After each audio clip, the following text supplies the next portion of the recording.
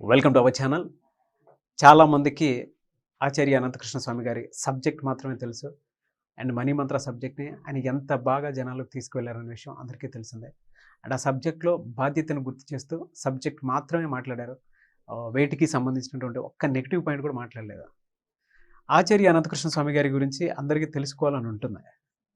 ఏంటి నేపథ్యం ఏంటి, ఈ మనీ మంత్ర క్లాసెస్ కానీ, లేదంటే ఈ మనీ మంత్ర సబ్జెక్ట్కి సంబంధించినటువంటి విషయాలు కూడా అంత అనర్గళంగా ఏ విధంగా మాట్లాడగలుగుతున్నారు, అండ్ ఈ జర్నీని ఏ విధంగా స్టార్ట్ చేశారు, ఈ మనీ మంత్ర బిఫోర్ అసలు ఆయన ఏం చేశారనేది ఈ రోజు మనం ఆచార్య అనంతకృష్ణ స్వామి గారు మాట్లాడినట్టు తెలుసుకుందాం. నమస్తే సార్. నమస్కారం అండి. ఎన్నో వీడియోలు చేశాము. అందరికీ మీ లైఫ్ స్టైల్ గురించి కానీ లేదంటే మీ గురించి తెలుసుకోవాలని ఉంటుంది. ఆచార్య అనంతకృష్ణ స్వామి ఈ పేరుకు ముందు ఏ పేరు ఉండేది సార్ అసలు? యాక్చువల్గా నా పేరు కృష్ణకుమార్ అండి. ఓకే. నేను డిగ్రీ చేస్తున్న సమయంలో మా గురుగారు పరిచయం అయ్యారు, శ్రీ శ్రీ శ్రీ స్వామి మధుసూదన సరస్వతి గారు. ఇక ఆయనతోనే ప్రయాణం దాదాపు 22 సంవత్సరాలు జరిగింది. 22 సంవత్సరాలు? అవునండి. 2011లో ఆయన స్వర్గస్థులైనారు.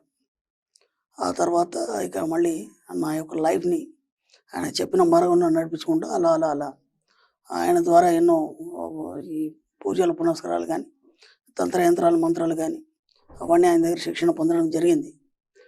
దాంతోపాటు చాలా ప్రయాణం చేశాను ఆయనతో చాలా తిరగడం జరిగింది. దాంతోపాటు ఏంటంటే ఇంకా పెద్ద పెద్ద గురువుల దగ్గర కూడా ఆయన పంపించేసి శిక్షణ అభ్యాసాలు అవన్నీ చేయించారు. చాలా దగ్గరగా ఉండేది నేను ఆయనకి. ఆ తర్వాత పెళ్లి చేసుకోవడం ఇవన్నీ జరిగింది. పిల్లలు అదంతా ఇటు నడుస్తున్నాం. మళ్ళీ ఆయన్ని వదలకుండా రెగ్యులర్గా వెళ్ళడం, ఎన్నిసార్లు వీలైతే అన్నిసార్లు నాకు వీలైనప్పుడల్లా వెళ్ళడం ఇవన్నీ చేయడం జరిగింది.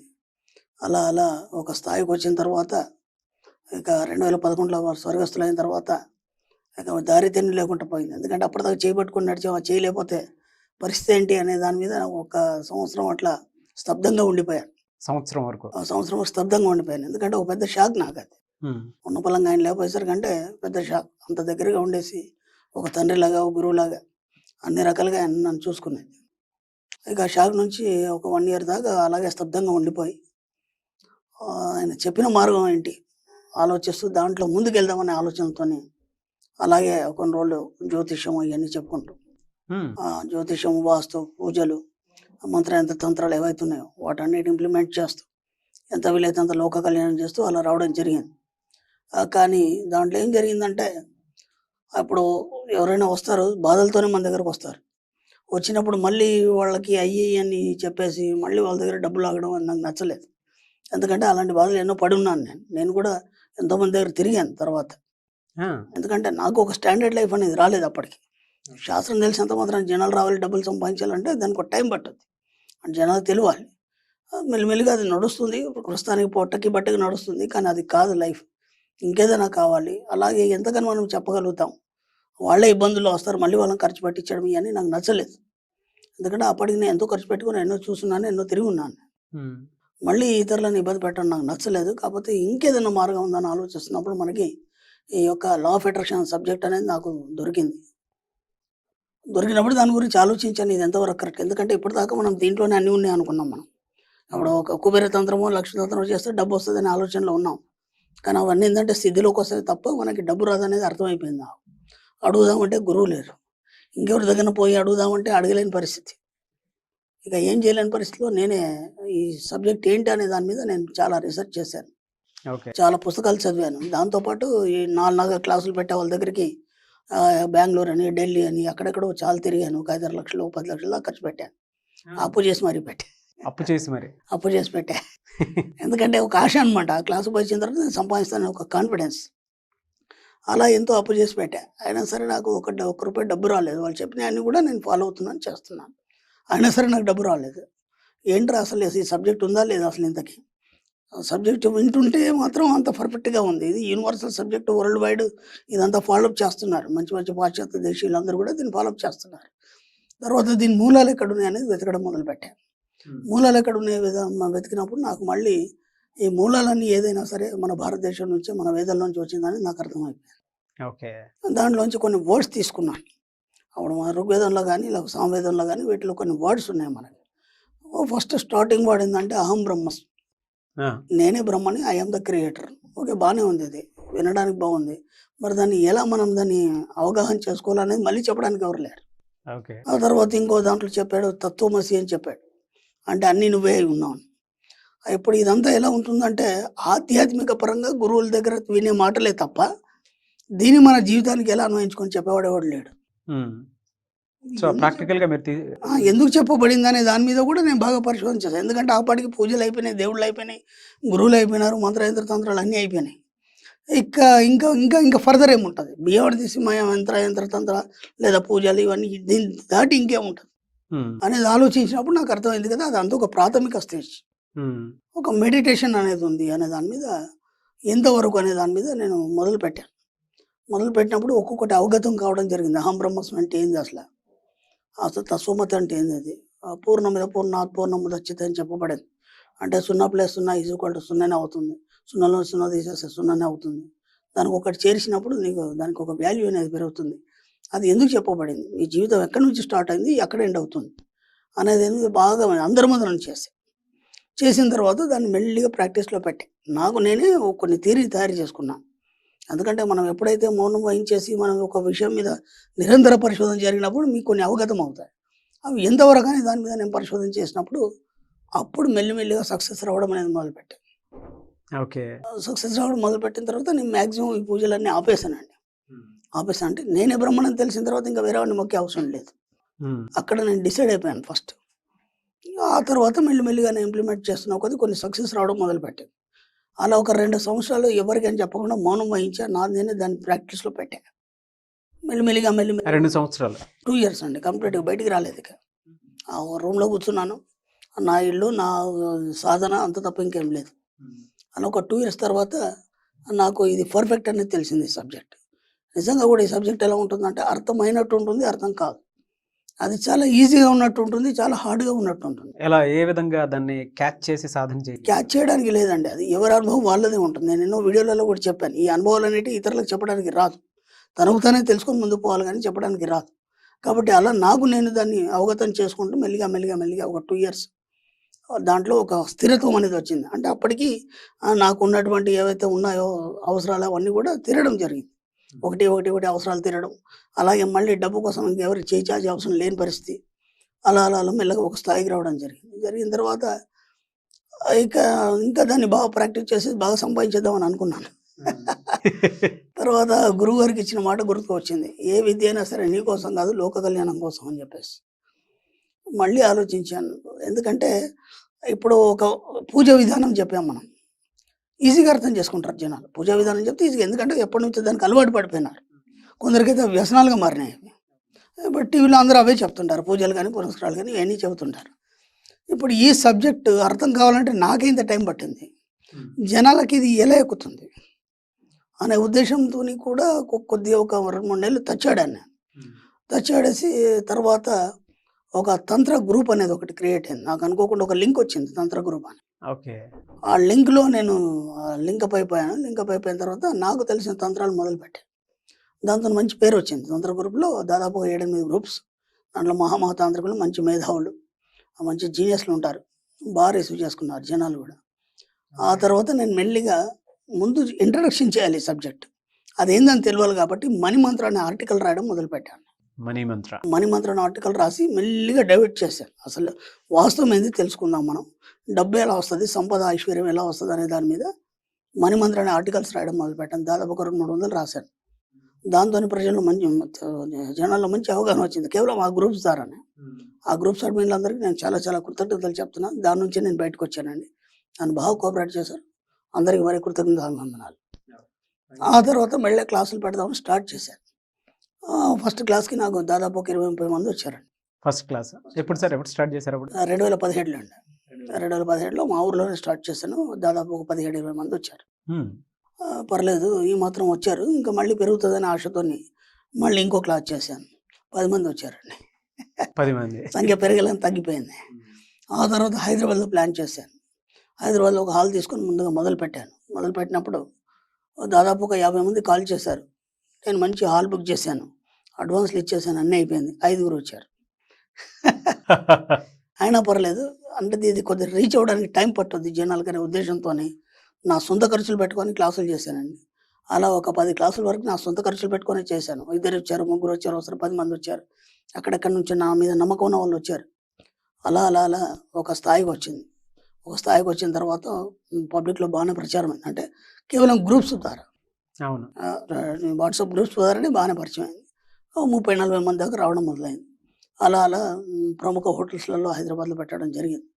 బాగానే రీచ్ అంటే మౌత్ టాక్ ఎక్కువైందనమాట. ఒకళ్ళ నుంచి ఒకళ్ళు చెప్పుకొని దాని ద్వారా ప్రచారం ఎక్కువైంది. ఆ తర్వాత మీకు చాలా కృతజ్ఞతలు. మీ టీవీ ద్వారా ఈరోజు ప్రపంచానికి తెలిసింది. అసలు సబ్జెక్ట్ ఏందనేది. ఎందుకంటే ఇప్పుడు మనం మామూలుగా మనం మౌత్ టాక్‌తోని మనం ఎక్కువ ఎక్స్‌ప్లెయిన్ చేయలేం. టీవీ గాని లేకపోతే ఇట్లాంటి మీడియా ద్వారా ఏందంటే మనం ఓపెన్‌గా చెప్పగలుగుతాం. కొన్ని వేల మందికి, లక్షల మందికి చేరుతుంది. మెల్లిగా, మెల్లిగా, మెల్లిగా ఒక 50 వీడియోల వరకు మనకు విమర్శలొచ్చాయి.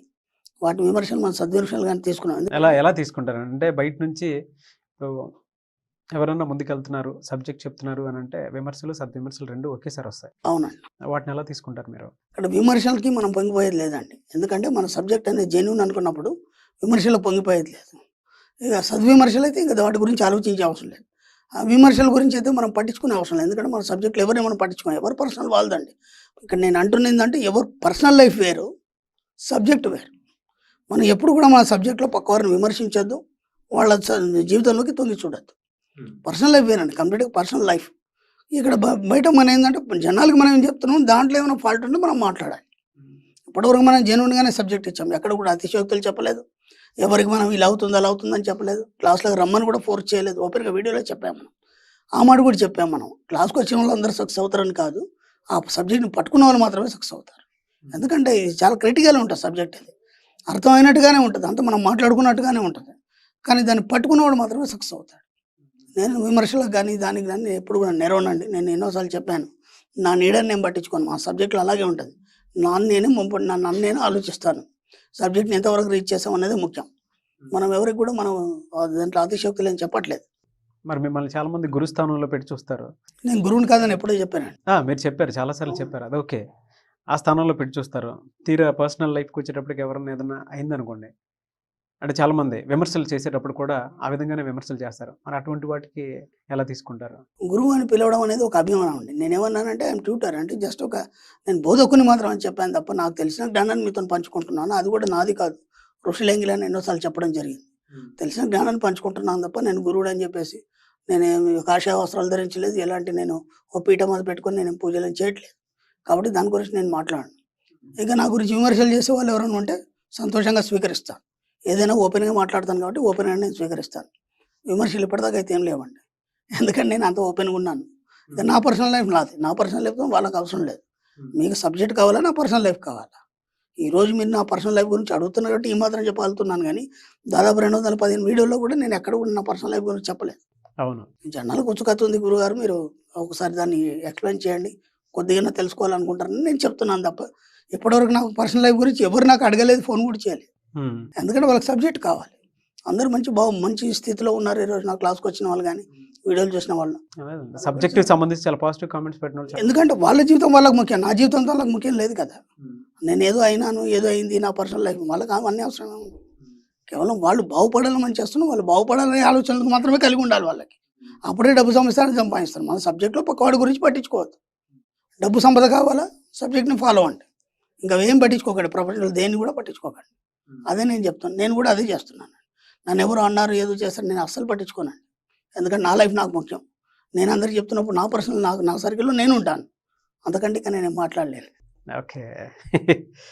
అండ్ ప్రత్యేకించి మీరు మాట్లాడేటప్పుడు చాలా అనర్గళంగా మాట్లాడతారు. అవునండి. ఎక్కడ గ్యాప్ లేకుండా. అవునండి. ఎలా సార్ అదే?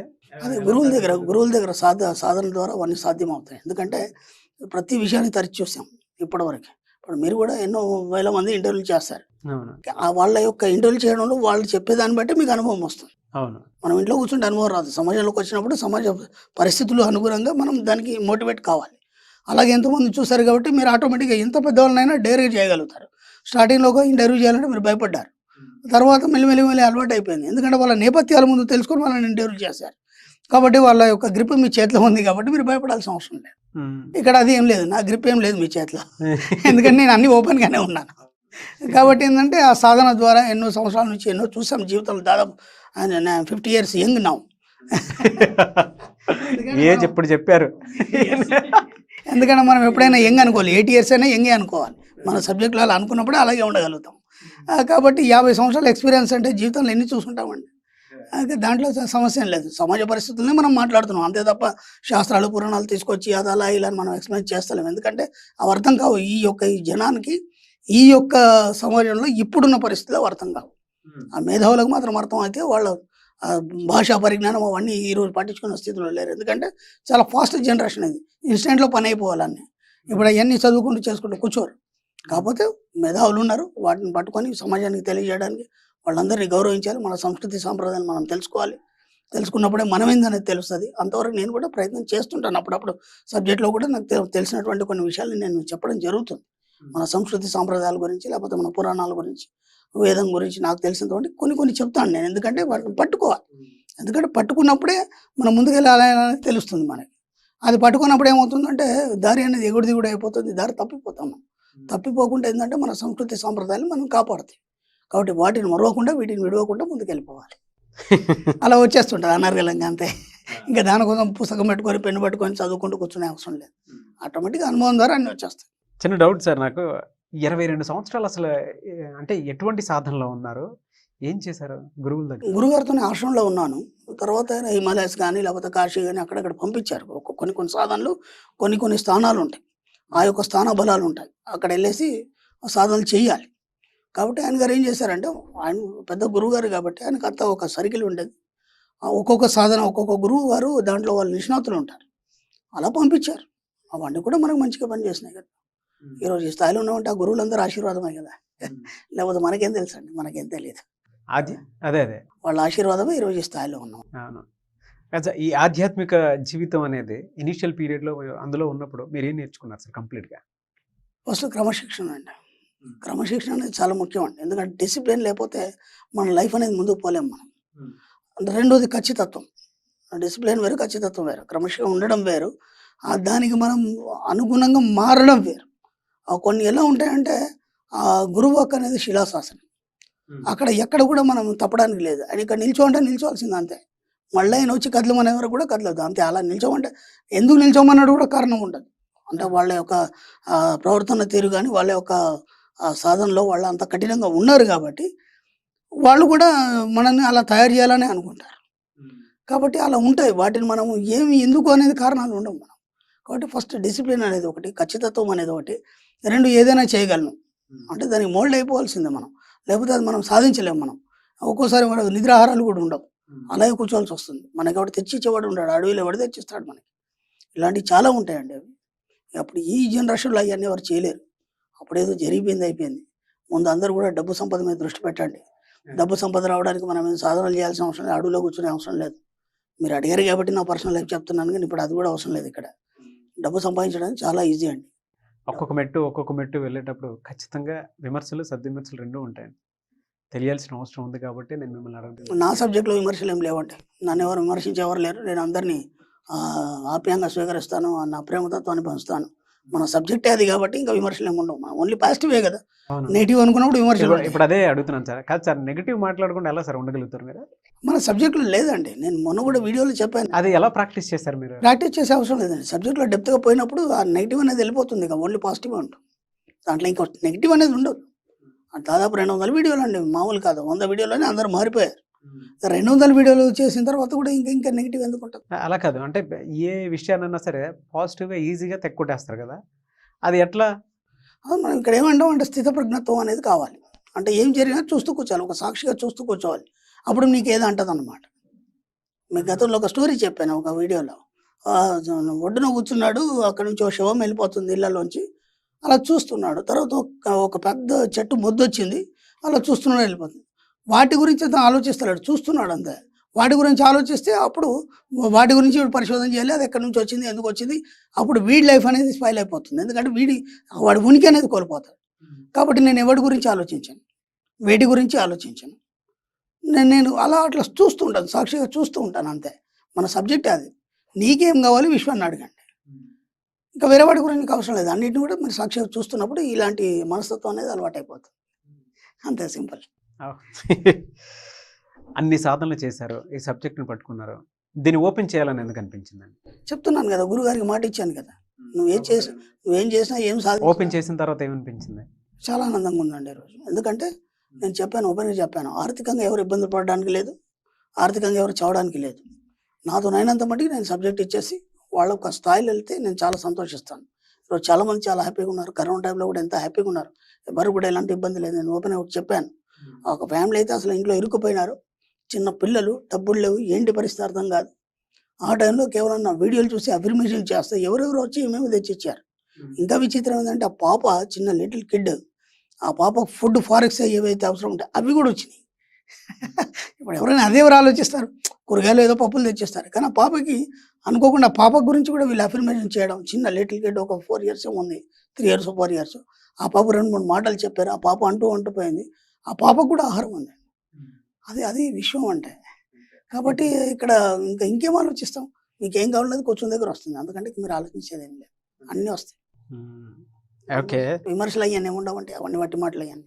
మీ లైఫ్‌లో పని లేనివాడు ఏం లేనివాడు ఏం చేస్తాడంటే ఏదో ఒకటి పెట్టుకోవాలి కాబట్టి వాళ్ళని వీళ్ళ గురించి విమర్శలు చేస్తారు. అంటే వాళ్ళ ఉనికిని కోల్పోయి ఇతరుల మీద విమర్శలు చేస్తారు. వాళ్ళకి బాగుపడే ఆలోచనలు ఉండవు. కాబట్టి ఏం చేస్తారంటే ఇతరుల మీద విమర్శలు చేస్తారు. బాగుపడే ఆలోచనల తర్వాత తన గురించి ఆలోచించుకుంటాడు. ఇతరుల గురించి ఎందుకు విమర్శ చేస్తారు? కాబట్టి అట్లాంటివి ఏమి ఉండవండి. నేను అతిశయోక్తులు చెప్తలేను. ఎవరి దగ్గర లాక్కోవట్లేదు. అది ఇది ఏమి కథలు చెప్పట్లేదు. నాకేం సంబంధం లేదు. సబ్జెక్ట్ చెప్తున్నాను. విన్న వాళ్ళందరూ బాగుపడుతున్నారు. దాన్ని అర్థం చేసుకున్న వాళ్ళకి మనం ఏం చేస్తాం? అది కూడా చెప్తున్నాను. క్లాస్‌కు వీలైతే రండి, లేకపోతే లేదు. రమ్మని కూడా బలవంతం లేదు. అంతే. అంతకంటే ఇంకేం లేదు. ఓకే. ఈ సబ్జెక్ట్‌ని ఇంత డెప్త్‌గా నేర్చుకున్నారు. అండ్ చాలా మంచి విషయాలు చెప్పారు. అక్కడి వరకు బాగానే ఉంది సార్. లైఫ్‌లో ఎప్పుడు నెగెటివ్ మాట్లాడిన సందర్భాలు కూడా నేను ఎప్పుడు చూడలేదు. మీరు వచ్చినప్పుడు సాడ్ మూమెంట్ ఏంటి సార్ మీది? సాడ్ మూమెంట్స్ ఏం లేవండి నా లైఫ్‌లో. సాడ్ మూమెంట్స్ ఏం లేవు. చిన్నప్పుడు ఏదో ఒక స్థాయికి గురువుగారు కలిసేంత వరకి అవన్నీ. ఎందుకంటే చిన్నప్పుడే అమ్మ నాన్న చనిపోయారు నాకు. చనిపోయిన తర్వాత హాస్టల్‌లో అక్కడక్కడ చదువుకున్నాను, చేశాను, అంతా అయిపోయింది. ఆ తర్వాత ఒక 18, 20, 19 సంవత్సరాలకు వచ్చేసరికి గురువుగారు దొరికిపోయారు. ఇంకా నాకు సాడ్ మూమెంట్ ఏముంది? ఆయనతోని ఉంటే లైఫ్ అంతా హ్యాపీయే. ఇంకేముంది? లైఫ్‌లో డిప్రెషన్ స్టేజ్‌కి ఎప్పుడు వెళ్ళిన సందర్భం? అట్లాంటివి ఏం లేవండి. నాకు గురువుగారే సర్వస్వం కదా!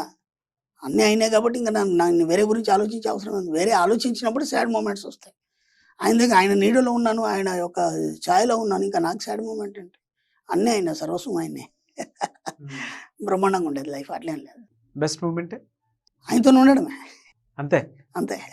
ఆయనే ఇంకా నాకు సర్వస్వం ఇంకేం లేదు. ప్రపంచంలో ఇంకేం లేదు. ఆయనే. ఇప్పుడు కూడా ఆయన నాతోనే ఉంటాడనే భావన. అందుకంటే ఆ ఫీలింగ్స్ నాకు తగులుతుంటాయి అప్పుడప్పుడు. అంతకుమించి ఫీలింగ్ ఇంకేం కావాలండి? అద్భుతం అది. అనుభవించిన వాళ్ళకి తెలుస్తది అది. మీ గోల్ ఏంటి సార్? అంటే ఎక్కడి వరకు వెళ్ళాలి? గోల్‌లు ఏం పెట్టుకోవద్దు. మన సబ్జెక్ట్‌లో నేను చెప్పాను. లక్ష్యాలు ఏం పెట్టుకోవద్దు. కోరికలు పెట్టుకోవాలి. నా కోరిక ఏంటంటే అందరూ నా సబ్జెక్ట్ విన్నవాళ్ళు గాని, లేకపోతే నా క్లాస్‌కొచ్చిన వాళ్ళు అధిక సంపన్నులై ప్రపంచ కుబేరుల ఒక జాబితాలో ఒక లిస్ట్ ఎళ్ళాలి. అలాగే ఫోర్బ్స్ పత్రిక మీద వాళ్ళ ఫోటోలు పడాలి. నేను గర్వంగా చెప్పుకోవాలి నా స్టూడెంట్ అని. ఈ పాటికి చాలా డిపార్ట్మెంట్‌లలో నా స్టూడెంట్స్ ఉన్నారు. చాలా గర్వంగా ఉంది నాకు. వాళ్ళు ఎన్నో మెసేజ్‌లు పెడతారు, చేస్తారు. వాళ్ళేం సాధించారనేది, ఎప్పటినుంచో ఉన్న కోరికలు వాటిని ఎలా తీర్చుకున్నాం అనేది మొత్తం ఎక్స్‌పీరియన్స్ గ్రూప్‌లో పెడతారు. చాలా గర్వంగా ఉంటది. అదే నా గోల్. అంతకంటే ఏం కావాలి? నాకు పర్సనల్ అంటూ గోల్ ఏం లేదండి. నా గోల్ అదే. అందరూ బాగుండడమే నా గోల్. అవును. రాత్రుల్లో ఎక్కువగా మెలుకుంటూ ఉంటారంట. దేనికి సార్ అసలు? చెప్పాను కదా! మేధావులు, యోగులు, ఋషులు ఇట్లాంటి వాళ్ళకేందంటే తెల్లార్లు ఆలోచిస్తారు. సబ్‌కాన్షియస్ మైండ్ నైట్‌లోనే మేలుకుంటదది. డే టైమ్‌లో మేలుకోదది. డే టైమ్‌లో అన్ని పనులు చేస్తది, తింటది, తిరుగుతది. మీకు అన్ని పిచ్చి పిచ్చి పనులు చేయిస్తది. మీరేం చేస్తే దానికి సై అంటదది. అందరూ పడుకున్నాక ఏమంటే అదొకటే మేలుకుంటది. ఇంకేం పని ఉండదు. అప్పుడు సైలెంట్‌గా ఉంటది. మూమెంట్ అనేది ఎవరు మాట్లాడే వాళ్ళు ఉండరు. ఒకటి. రెండోది ఏంటంటే ఇంకేం పని ఉండదు. అప్పుడేంటంటే సబ్జెక్ట్ మీద ఆలోచన చేయడం వల్ల ఒక పెన్నో పేపరో పట్టుకున్నామా, ఏవేవో ఆలోచనలు వస్తుంటే టక పేపర్ మీద పెట్టేస్తాం. పెట్టేసి దాన్ని ఇంతవరకు ఇంకా ఏం చెప్పాము, ఇంకా కొత్తగా ఏం చెప్పాలి అనే ఆలోచనలే తప్ప ఇంకా వేరే ఆలోచనలే ఉండవు ఇక. ఇప్పుడు భార్య, పిల్లలు, సంసారం అనేది ఒక బాధ్యత. అంతవరకు దానికి ఏం కావాలో అవన్నీ చూసుకుంటాం. కానీ నా పర్సనల్ లైఫ్ ఏంటి? ఈ సబ్జెక్ట్‌ని ఇంకా పెంచాలి. ఇంకా ఎంత వీలైతే అంత మనం బయటికి తీయాలి. ఈ ఆలోచన తప్ప ఇంకేం ఉండవుగా. కాబట్టి నైట్‌లో మాక్సిమం మేలుకొనే ఉంటాను. ఎక్కువ మెలుకునే చిన్నప్పటి నుంచి అదే అలవాటు. ఎందుకంటే గురువుగారి దగ్గర ఉన్నప్పుడు కూడా నైట్ అంతా సాధనలు చేయడం ఇవన్నీ ఉండేది కదా! అది అలాగే అలవాటైపోయింది లైఫ్ అంతా. ఓకే. చాలామంది అడుగుతున్నారు. మనీ మంత్రాకి సంబంధించినటువంటి క్లాసెస్‌తో పాటు బుక్స్ ఏమన్నా రిలీజ్ చేస్తారా అని? ఆ బుక్ ఖచ్చితంగా మనము జనవరి, ఫిబ్రవరిలో రిలీజ్ చేస్తున్నామండి. ఒకటి మనీ మంత్రం ఒకటి, 2 చిట్టి తంత్రాలు. చిట్టి తంత్రాలు. అది పీడీఎఫ్ అది వస్తాను. దానికి కూడా వస్తాను. ఎప్పుడు పీడీఎఫ్ తయారు చేస్తాను. రెడీ అవుతుంది. బుక్స్ ఎప్పుడు మార్కెట్‌లోకి వస్తాయండి? మనకి జనవరిలో రావచ్చండి. జనవరిలో రావచ్చు. మణిమంత్రం ఫస్ట్ రిలీజ్ చేస్తాం, తర్వాత చిట్టి తంత్రాలు వస్తాయి. ఎలా సార్ ఈ చిట్టి తంత్రాలను ఏ విధంగా ఇచ్చేసారు మీరు? చాలా మంది కింద కామెంట్లు కూడా పెడుతూ ఉన్నారు. చిట్టి తంత్రాస్ దాని కావాలి. పేరే చిట్టి తంత్రం అండి. ఇప్పుడు తంత్రం అనేది మనం పెద్దగా ఏదో కూర్చుండి సాధనలు చేసి, తపస్సులు చేసి, రోజుల తరబడి టైం వేస్ట్ చేసుకునే కంటే చిన్న చిట్టి తంత్రాలు. మన యోగులు, ఋషులు వాళ్ళ అనుభవపూర్వకంగా చెప్పిన తంత్రం అంటే ఏందంటే, వాళ్ళు ఋషులు గాని, యోగులు గాని వాళ్ళ స్వానుభవం ద్వారా చెప్పినయి చిట్టి తంత్రాలు. ప్రకృతితో కనెక్ట్ చేసి చెప్పినవా? ఆ! వాళ్ళ అనుభవాలు. వాళ్ళ అనుభవాలు చెప్పేవైతున్నాయి అనుభవ సిద్ధ యోగాలు అంటారు వీటిని. అంటే వాళ్ళ అనుభవంలో ఏం జరిగిందో అది మాత్రమే చేస్తారు. అది మాత్రమే చెప్తారు. కొన్నేంటంటే దాంట్లోంచి దీంట్లోంచి తీసుకున్నయి ఉంటాయి. అవి చేయాలంటే ఏందంటే సాధనలు చేయాలి. రోజుల తరబడి సాధనలు చేయాలి. ఇయన్నీ ఎక్కడవుతాయి ఈ రోజుల్లో, ఈ జనరేషన్‌లో. కాబట్టి చిట్టి తంత్రాలు చాలా ఈజీగా ఉంటాయి. మళ్ళీ ఖర్చు ఎక్కువేమి ఉండదు మనకి. ఖర్చు పెట్టి ఇచ్చడమే మన అభిమతం కాదు. ఫస్ట్ నుంచి కూడా చెప్తున్నాను. కాబట్టి ఈజీగా షార్ట్‌కట్‌లో సులభంగా చేసుకునేటివి. వాళ్ళ యొక్క అనుభవాలు చెప్పారు. నాకు తెలిసింది నేను మీకు చెప్తున్నాను. అంతకంటే నా సొంతం ఏం కాదు. ఏది కూడా నా సొంతం కాదు. వాళ్ళ అనుభవాల్ని మీరు చదివి మొత్తం ఎక్స్‌పీరియన్స్ మొత్తం తీసుకొని వాళ్ళ దగ్గర నుంచి మీరు కూడా ప్రాక్టీస్‌లో పెట్టారు. వేల తంత్రాలు ఉన్నాయండి. దాంట్లో ప్రాక్టీస్ పెట్టినవి మాత్రం నాకు సక్సెస్ అనేవి మాత్రం మీకు చెప్తున్నాను. వేల తంత్రాలు ఉన్నాయి నా దగ్గర. ఆ! బోలెడు తంత్రాలు ఉంటాయి. లైబ్రరీ ఉంటది. తంత్రశాస్త్రం ఉంది. లైబ్రరీ ఉంటది. అదే తంత్రాలు ఎక్కువ అంటే మనకు ఉత్తర భారతదేశంలో బాగా ప్రాచుర్యం పొందినాయి. ఇక్కడ ఏంటంటే అంత ప్రాచుర్యం పొందలేదు. ఇక్కడ కూడా చాలా గొప్ప గొప్ప వాళ్ళు ఉన్నారు. కానీ వాళ్ళు ఏదైనా చేద్దాం అనేసరికంటే విమర్శలు ఎక్కువ వచ్చేస్తాయి మీరన్నట్టు. దాన్ని తప్పుగా అర్థం చేసుకుంటారు. ఉత్తర భారతదేశంలో అది లేదండి. అక్కడ తంత్ర విద్య చాలా బాగుంది. అక్కడ ఎవరు కూడా విమర్శలు చేయరు. ఎందుకంటే అందరికి అన్నీ తెలుసు. కాబట్టి నాదంతా తంత్ర విద్య అంతా ఉత్తర భారతదేశంలో జరిగింది. నాకు తెలిసిన తంత్రాలు చిన్న చిన్నగా ఈజీగా చేసుకునేటివి మాత్రం చెప్తున్నాను. ఎక్కడెక్కడ సార్ 22 సంవత్సరాల్లో మీరు గురువు గారితో ఉన్నప్పుడు ఎక్కడెక్కడ తిరిగారు? మీ గురువు గారితో? చెప్తున్నాను కాశీ, హిమాలయస్, అలహాబాదు ఇవన్నీ తంత్ర ప్రదేశాలు. అక్కడే తంత్రాలు నేర్చుకున్నాం. తర్వాత ఇక గురువుగారితో ప్రయాణం అక్కడ టూర్‌లో వెళ్ళేది, క్యాంప్‌లో వెళ్ళేది. నేను చాలా పుస్తకాలు రాశాను. భైరవ తంత్రం అని చెప్పేసి, ప్రత్యంగిరాకృత్య తంత్రం అనేసి, అలాగే శాబరి తంత్రాలు బోలెడు రాశారు ఆయన. రాస్తున్నప్పుడు ఆయనతోని క్యాంప్‌లో వెళ్ళేది. రాజమండ్రి గాని అక్కడక్కడ వెళ్ళేసి ఆయనతోని ఉండేది. మాక్సిమం ఆశ్రమంలో ఉండేది గురువుగారితో పాటు. పూజలు, మణిమంత్ర ఈ రెండిటిని ఎలా డిఫరెన్షియేట్ చేసి చెప్తారు? ఎన్నోసార్లు చెప్పాను. ఈ సబ్జెక్ట్ అంతా వేరు, మన మణిమంత్ర సబ్జెక్ట్ వేరు. మనం మణిమంత్ర సబ్జెక్ట్‌లో పూజలు ఉండవు, పునస్కారాలు ఉండవు, దేవుడు ఉండడు, గురువు ఉండడు. అవి ఏం లేవండి. మీరు మాత్రమే ఉంటారు. మీరే గురువు, మీరే దేవుడు, మీరే సర్వస్వం. అలా అనుకున్నప్పుడు మాత్రం మీరు ఏదైనా సాధిస్తారు. మళ్ళీ మీరు పూజలకు వచ్చేసరికంటే మళ్ళీ ఫెయిల్ అయిపోతారు. మీరు పూజలు అయి పునస్కారాలు చేసుకుంటారు, అది చేసుకుని నాకు సంబంధం లేదు. నేను ఇది చేయను చేయనిదని చెప్పను. ఈ సబ్జెక్టులు లేవని చెప్తున్నాను. ఈ సబ్జెక్ట్‌లోకి వచ్చిన తర్వాత చాలామంది మానేశారు. మానేసిన తర్వాత వాళ్ళ జీవితాలు బాగుపడ్డాయి. ఎన్నో ఎగ్జాంపుల్స్ కూడా ఉన్నాయి. మనకి కామెంట్స్ కూడా ఉన్నాయి. లేకపోతే క్లాస్‌కి వస్తే ఏంటో వాళ్ళతో మనం ఫీడ్‌బ్యాక్ ఇస్తాం. చూసారు, మీరు కూడా చూసారు. కాబట్టి ఆ సబ్జెక్ట్ వేరు, ఈ సబ్జెక్ట్ వేరు. మీ గురువు గారితో ఉన్నప్పుడు పూజలు చేశారు కదా మరి. వాటిని ఎలా తీసుకున్నారు? అప్పుడు ఈ సబ్జెక్ట్ తెలీదు కదా నాకు. ఆ! అది ఒక ప్రక్రియ అది. దాంట్లో కూడా మీరు ఏదైనా సాధించొచ్చు. కానీ దానికి టైం బాగా పడుతుంది. టైం చాలా పడుతుంది. ఇప్పుడు ఒక సాధన చేయాలంటే మీరు ఒక 40 రోజులు చేయాలి. మండలం రోజులు చేయాలి. ఒక్క సాధన, ఒక లక్ష సాధన ఏదో చేశారు. 40 రోజులు మండలం చేయాలి. మండలం చేసిన తర్వాత 1,25,000 జపం చేయాలి. మళ్ళీ దాంట్లో ద్వాదశ అంశం చేయాలి. ద్వాదశ తర్పణం చేయాలి. ఇదంతా ఒక వ్యక్తి చేయలేడు. దానికి ఎంతో ఖర్చుతో కూడుకుంది. సాధనతో పాటు ఖర్చు కూడా కావాలి. అక్కడి నుంచి పెడతాడు. వాడు దిక్కు లేకనే మళ్ళీ ఏం చేస్తుంటే అవన్నీ ఖర్చు మళ్ళీ అప్పు తెచ్చి అక్కడ పెడతాడు. అందైన తర్వాత సిద్ధించిందో లేదో తెలియదు. ఎందుకంటే ఆ గురువు మళ్ళీ దగ్గర ఉంటాడు కదా. ఆయన ఇక్కడో ఉంటాడు, ఈడెక్కడో ఉంటాడు. ఆయన చెప్పేస్తాడు, వీడు ఇక్కడ ఇంటి దగ్గర వచ్చేస్తాడు, లేకపోతే ఎక్కడో వెళ్ళి చేస్తాడు. మళ్ళీ వాడిని కరెక్ట్ ఎంతవరకు వచ్చిందని చెప్పేవాడు ఉన్నాడు. మళ్ళీ ఎత్తుకుంటూ పోవాలంటే ఆయన దొరకడు. అంతా రిస్క్ కదా. మన మణిమంత్ర సబ్జెక్ట్లో అదేం లేదు. గురువు లేదు, పాడలేదు, అన్నీ మీరే బ్రహ్మాండంగా అన్నీ మీకే అర్థమవుతుంటాయి. ఆటోమేటిక్గా డబ్బు వస్తుంది. గురువులే పాడలేదు అన్నీ. ఇంకేముంటుందండి మన సబ్జెక్ట్లో ఏం లేదండి. అవన్నింటిని మీరు పట్టుకున్నారంటే ముందు పని. నేను ఓపెన్గా చెప్తున్నాను. అన్నీ మీరే అని చెప్పిన తర్వాత అన్నీ మీకే అర్థమవుతాయి. ఇంకా మళ్ళీ ఎవరిని అడిగే అవసరం లేదు. అక్కడ ఏంటంటే ప్రతి క్షణం మళ్ళీ గురువు యొక్క ఆజ్ఞ కావాలి. మళ్ళీ ఆ ముహూర్తాలు చూసుకోవాలి, ఇవన్నీ చూసుకోవాలి. నీకు సగం తెలుసు, సగం తెలియదు. దాంట్లో కన్ఫ్యూజన్ లైఫ్ అంతా గందరగోళం అయిపోతుంది. అందుకే చెప్తున్నా, అది ఒక మహా సముద్రం. అది ప్రతిదీ ఒక సముద్రం. దాంట్లో యంత్ర పూజ సబ్జెక్ట్ కూడా ఒక మహాసముద్రం. మహామేధావులు ఉన్నారు దాంట్లో కూడా. గొప్ప గొప్ప పండితులు ఉన్నారు, పీఠాధిపతులు ఉన్నారు. వాళ్ళు సాధించలేదా? కాకపోతే వాళ్ళు కఠోర దీక్ష చేసి సాధించారు. మరి మీరు కఠోర దీక్ష చేస్తే దాంట్లో కూడా సాధించవచ్చు. అంత టైం ఎక్కడ ఉంది మీ దగ్గర? ఈ జనరేషన్లో టైం ఎక్కడ లేదు కదా. కాబట్టి ఈజీ మెథడ్ మన ఏంటంటే మన సబ్జెక్టే. అందుకని ఈ సబ్జెక్ట్ బయటికి తీసుకురావాలి. మీ పర్సనల్ లైఫ్లో ఎవరు చెప్పలేదండి? అంటే మీ ఇంట్లో వాళ్ళు కానీ ఎందుకు ఇదంతా మనకి ఈ 22 ఇయర్స్ ఇందులో ఉన్నావు, ఇప్పుడు మళ్ళీ కొత్తగా వేరే రూట్ తీసుకుంటున్నావు, అవసరమా అని అలా చెప్పిన సందర్భాలు ఏమీ లేవా? నేను గతంలో కూడా చెప్పానండి. మా భార్య సహకారం వల్ల నేను ఇక్కడ దాకా వచ్చాను. ఆమె ఎప్పుడు ఏనాడు దేనికి కూడా అబ్జెక్షన్ చెప్పలేదు. ఆమె కృతజ్ఞతలు. ఎందుకంటే ఈ స్థాయికి రావడానికి కారణం ఆమెనే. నాకు చాలా ఫ్రీగా వదిలిపెట్టింది ఆమె. అంటే ఇక్కడ నేను ఎన్నోసార్లు చెప్పాను, మనకు బాధ్యత అవసరం అని చెప్పాను. వాళ్ళకి ఏం కావాలో వనరులు, వాళ్ళకి ఏమేం కావాలి అన్నీ నేను అడ్జస్ట్ చేసేది. చేసేసి ఎన్ని రోజుల వరకు అనేది వాళ్ళకన్నీ సెట్ చేసేది. ఆ లోపు మళ్ళీ నేను వచ్చి దాన్ని ఏమన్నా అవసరం ఉంటే మళ్ళీ అన్నీ చూసుకునేది. ఒకవేళ నేను లేని పరిస్థితిలో మా మిత్రులు ఉన్నారు, మా బంధువులు ఉన్నారు, ఎవరైనా సరే ఒక ఫోన్ చేసేసి ఒకసారి చూసుకోండి అంటే వాళ్ళు వెళ్ళేసి ఏమైనా అవసరాలు ఉంటే చూసుకునేది. కాబట్టి ఎక్కడ కూడా ఆమె నాకు అబ్జెక్షన్ చెప్పలేదు. ఆమె నాకు మంచి కోఆపరేట్ చేసింది. అంటే మనం ఏం తప్పు చేయట్లేదు కదా! ఏదో మంచి చేస్తున్నాం కదా! ఈ రోజు కాకపోతే రేపు సాధిస్తాడని ఒక నమ్మకంతో నాకు ఎప్పుడు కోఆపరేట్ చేస్తూనే వచ్చింది. అందుకు ఆమెకు మరీ కృతజ్ఞతలు. ఎక్కడ కూడా నన్ను డిసప్పాయింట్ చేయలేదు. ఏ విషయంలో కూడా డిసప్పాయింట్ చేయలేదు. మీరు లాస్ అయినప్పుడు కూడా అంటే మీరు ఇందాక చెప్పారు కదా హైదరాబాద్లో ఇన్ని ల్యాక్స్ పెట్టి అని చెప్పేసి హోటల్ బుక్ చేశాను కానీ 5గురే వచ్చారని చెప్పి. ఆ రోజు కూడా ఆమె ఒకటే మాట అనింది. ఏవండీ ఇంత ఇలా వచ్చారు జనాలు, నలుగురు ఐదుగురు వచ్చారు, మరి నేనేం చేయాలని అడిగాను. మీ దగ్గర డబ్బులుంటే మొత్తం క్లాస్ పెట్టేసి క్లాస్ కంప్లీట్ చేసుకొని సక్సెస్ చేసుకొని రండి. రూపాయి అవసరం లేదు మనకి. ముందు వాళ్ళకి సబ్జెక్ట్ కావాలని చెప్పేది. అలా బాగా కోఆపరేట్ చేసింది. ఎక్కడ కూడా ఆమె ఎందుకు చేస్తారు, మీరే డబ్బులు ఎందుకు పెడతారు, వచ్చేయండి అని ఎప్పుడు అనలేదు ఆమె. మీ దగ్గర డబ్బులు ఉంటే ఇంకా క్లాస్ కంప్లీట్ చేసేసుకొని మీరే రివర్స్లో పెట్టేసి డబ్బులు వాళ్ళకి క్లాస్ ఇచ్చిరండి, ఏనాడు కూడా మీరు రివర్స్ అవ్వద్దని చెప్పేది. చాలా కోఆపరేట్ చేస్తుంది. ఆమె కోఆపరేషన్తోనే ఈరోజు ఈ స్థాయిలో ఉన్నాను. మరీ చెప్తున్నాను, గర్వంగా చెప్తున్నాను. మా భార్య పిల్లలు అందరూ నాకు బాగా సహకరించారు. ఈ సబ్జెక్టుకి సంబంధించి ప్రత్యేకించి టర్న్ ఎక్కడ అయిందండి మీకు? ఇంకా టర్న్ ఏంటి, అంతా అయిపోయిన తర్వాత గురుగారు స్వర్గస్థులైనారని చెప్పాను. ఆ తర్వాత దారి తెన్ను కనిపించకుండా అయిపోయింది. ఇక ఏం చేద్దాం, అడగడానికి ఎవడు లేడు. ఇంకేం చేస్తాం, పూజలు పునస్కారాలు ఇవన్నీ చేస్తున్నాం. ఇంకా నాకు ఒక ఇది రాలేదు, ఒక లక్ష్యం అనేది రాలేదు, లేకపోతే ఒక డబ్బు అనేది రాలేదు. ఇతరులను పీడించే మనసుతో నాది కాదు, అది చేయలేను. కాబట్టి ఇంకేమైనా చేద్దాం, ఎలాగైనా డబ్బు సంపాదించాలి అన్నప్పుడు ఇలా ఆఫ్ అట్రాక్షన్ సబ్జెక్ట్ దొరికింది అంతే. లేకపోతే దాని మీద పూజలు పునస్కారాలు బోలెడు సంపాదించేది. నేను ఇప్పటికి ఎన్నో బిల్డింగ్లు కట్టేది, ఏమో చేసేది దాని మీదే. కానీ నాకు అది ఇష్టం లేదు కదా, ఇతరులను పీడించి డబ్బు తీసుకోవడం ఇష్టం లేదు. అప్పుడు లేదు, ఇప్పుడు లేదు, ఎప్పుడు లేదు. అందుకే చాలా తక్కువ, లో ఫీజు అండి మనది. స్టార్ హోటల్లో మనం ఎంత లో ఫీజులో మనం పెట్టడం అంటే అది అసాధ్యం. అది మీరు కూడా వచ్చారు చూశారు, అది ఎంతవరకు సమంజసం మీకు అర్థమైంది. అది అంతే.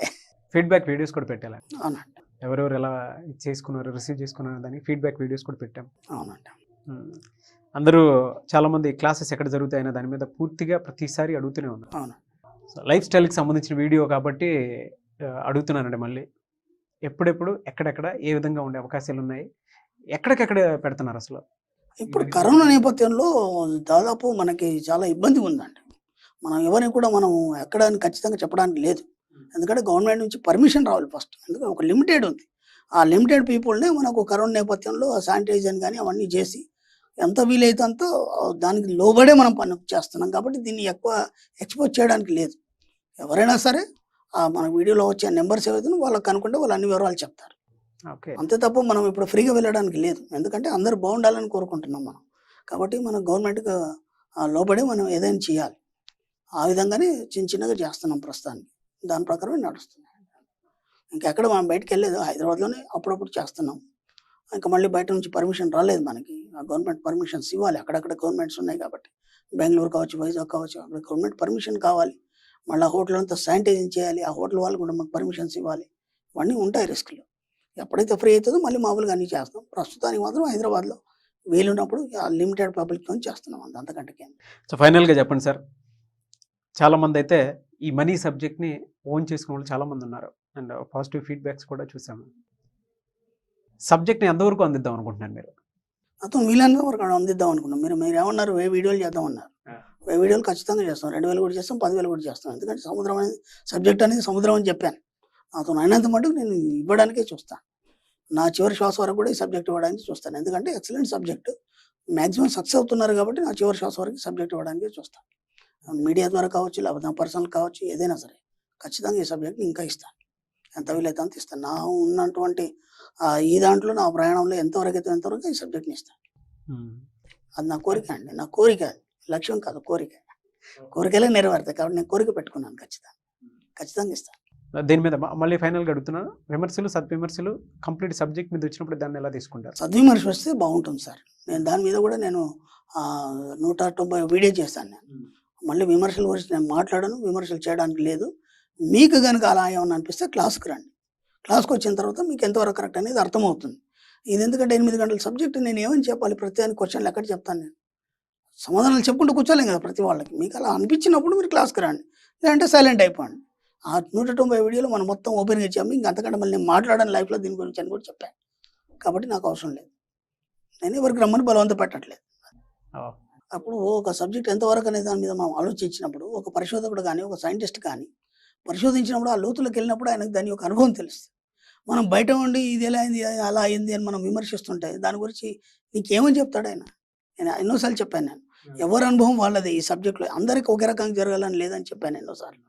అలాగే ఇప్పుడు అతని అనుభవం అతనిది. ఇతని అనుభవం ఇతనిది. నా దగ్గర వచ్చిన ఎంతోమంది స్టూడెంట్స్ వాళ్ళ అనుభవాలు ఒక్కొక్కళ్ళు ఒక రకంగా ఉంటాయి. అందరూ ఒకే రకంగా జరగాలని లేదు. అలాగని చెప్పేసి అది కాదనడానికి లేదు కదా! ఇది నా సబ్జెక్ట్ అని ఎప్పుడు చెప్పలేదు కదా! ఇది యూనివర్సల్ సబ్జెక్ట్ దీని మీద ఎన్నో పుస్తకాలున్నాయి మీరు చదవండి.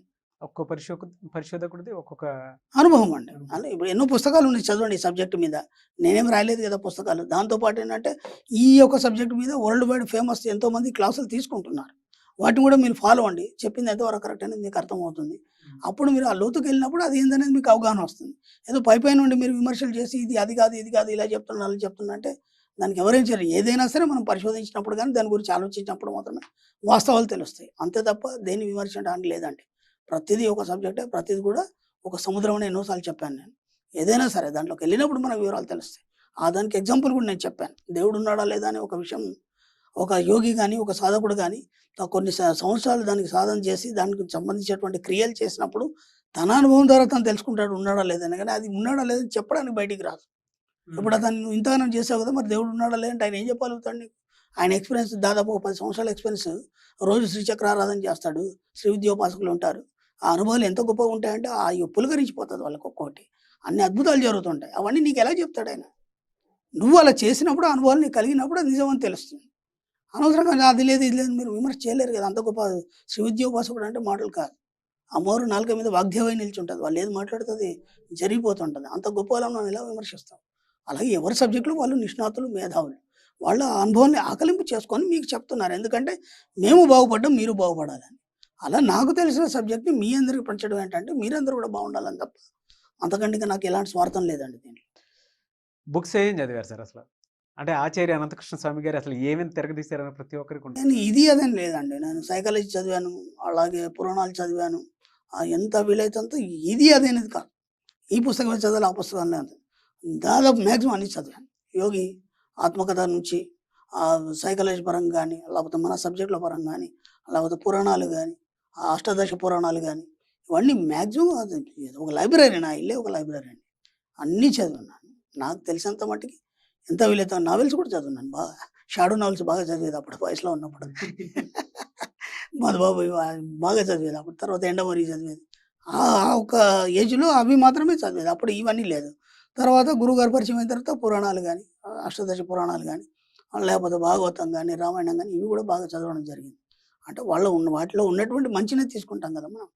అంతకంటే ఇంకేం లేదు. ఇక చెడు తీసుకున్నామంటే అది విమర్శ అయిపోద్ది. కాబట్టి మంచిని మాత్రమే గ్రహించాలి మనం. మనకది ఎంతవరకు అవసరం అది మాత్రమే తీసుకోవాలి. ఇక వేరే విషయాల గురించి మనం మాట్లాడొద్దు. అలా అయిపోయిన తర్వాత ఈ సబ్జెక్ట్‌లోకి వచ్చిన తర్వాత ఈ సబ్జెక్ట్ సంబంధించిన పుస్తకాలే మొత్తం. ఇంకా వేరే ఇక అవన్నీ అయిపోయినాయి కాబట్టి ఇక వాటి సబ్జెక్టు అయిపోయింది కాబట్టి ఈ కొత్త సబ్జెక్ట్‌లో మన పుస్తకాలు. మన సబ్జెక్ట్ సంబంధించి చదవడం. సమాజాన్ని మనం పరిశీలించడం. దాంట్లోంచి మనం ఏ సబ్జెక్ట్ తీసుకోవాలి? ఎవరి యొక్క పరిస్థితులు ఎలా ఉన్నాయి? ఎందుకు ఇలా అవుతున్నాయి? దాని మీద పరిశోధన చేస్తూ అసలు మన సబ్జెక్ట్‌కి దానికి ముడిపెట్టి అది ఎంతవరకు కరెక్ట్? మనం ఎలా ఉండాలి అంటూ దాదాపు మనం 200 వీడియోలు చేసాం. ఇది అదని కాదు అన్నీ చదువుతాను పుస్తకాలు. చందమామ, బాలమిత్రతో సహా అన్నీ చదువుతాను. నాకు ఇది అదనేం లేదు. చాలా పుస్తకాలు.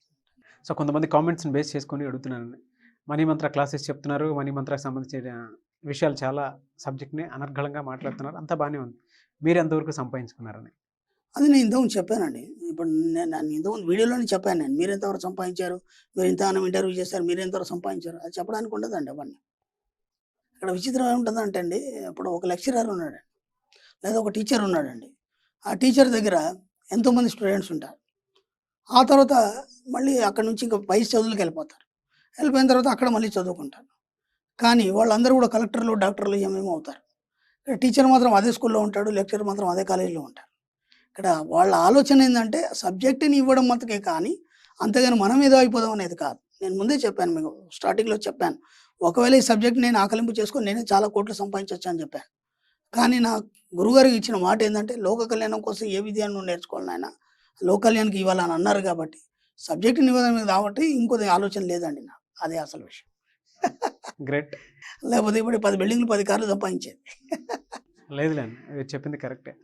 గురుస్థానంలో వాళ్ళు ఎలా ఉంటారంటే, వచ్చిన వాళ్ళు ఒక స్థాయికి ఎదగాలని మాత్రమే ఆలోచిస్తారు ఆళ్ళు. అంతే తప్ప వాళ్ళకి స్వార్థం ఎలాంటిది ఉండదు. నాకు గూడా ఎలాంటి స్వార్థం లేకుండా నా సబ్జెక్ట్ నేను చెప్పుకుంటూ వెళ్ళిపోతాను.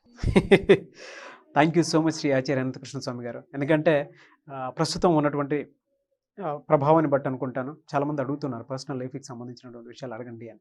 సో, అందుకే నేను మిమ్మల్ని అడగటం జరిగింది. ఎందుకంటే మీరు ఇబ్బందేం నేను లేదు. ఎప్పుడు సబ్జెక్ట్‌కి సంబంధించిందే మాట్లాడుకున్నాం. వేరే విషయాల మీద నేను ఎప్పుడు పెద్దగా పట్టించుకోలేదు లేదు. ఎందుకంటే మీరు చాలా పాజిటివ్‌గా మాట్లాడతారు. ఏదన్నా చిన్న ఆహ్, నేనేదన్నా డౌట్‌గా ఉన్నా సరే వెంటనే దానికి సంబంధించిన విషయాన్ని ఈజీ చేసేస్తారు. చాలా పాజిటివ్‌గా ఉంటుంది వాతావరణం అంతా. ఇప్పుడు ఈ ఇంటర్వ్యూ అంతా కూడా పాజిటివ్‌గానే ఉంది. అవునవును. అదే. సో, నా ఎప్పుడు సబ్జెక్టే పాజిటివ్‌గా పాజిటివ్. మాట్లాడుకునేవాళ్ళం. సబ్జెక్ట్ ఒకటే మాట్లాడుకునేవాళ్ళం. వేరే విషయాల మీద ఎప్పుడు దృష్టి పెట్టలేదు. అవసరం అనిపించలేదు కూడా. బట్ నాకు మీకు సంబంధించినటువంటి విషయాల్ని చెప్పినందుకు చాలామందికి తెలుసుకోవాలి అని ఉంటుంది. సో, వారికి కూడా తెలియజేసినందుకు specially thanks. Thank you so much Shri Acharya Anantakrishna Swami గారు.